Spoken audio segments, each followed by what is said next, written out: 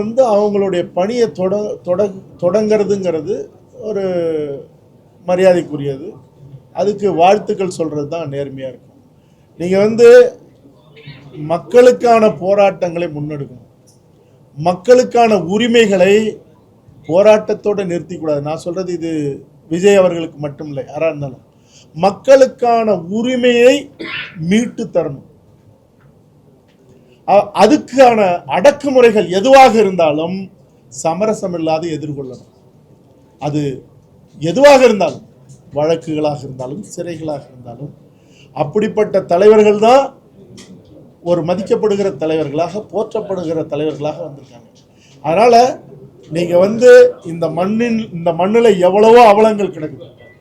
கல்வி உரிமை இல்லை, வேலை உரிமை இல்லை, தமிழர்களுக்கான வாழ்வியல் உரிமை இல்லை. அதுக்கெல்லாம் சமரசமற்று ஒரு தலைவன் நின்னா அந்த தலைவனுக்கான மரியாதைங்கிறது உச்சமானது. எப்படியாவது ஓட்டு வாங்கி ஜெயிச்சு மேலே வந்துன்னு நினைச்சா அங்க சமரசம் மட்டுமே தான் இருக்கும். அப்ப நீங்க யார் எதிர்த்தாலும் யார் தடுத்தாலும் இந்த மண்ணுக்காகவும் மக்களுக்காகவும் நிற்பேன்னு நின்னா அவங்களுக்கான மரியாதை நிலைக்குங்கிறது தான்.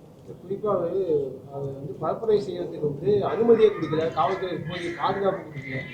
ஏன்னா அரசியல் கட்சி ஆரம்பிச்சிட்டாரு, முதல்வரையே சந்திக்கல, சரியான பாதுகாப்பு இந்த மாதிரிலாம் இல்லை. அதை எப்படி பாக்குறீங்க? இல்ல, அது தவறானதுதான். நீங்க எப்ப ஒரு அரசியல் கட்சி தலைவர் அப்படின்னு உருவெடுத்து நீங்க மக்களை சந்திக்க வரும்போது அரசு முழுமையான பாதுகாப்பு தரணும்.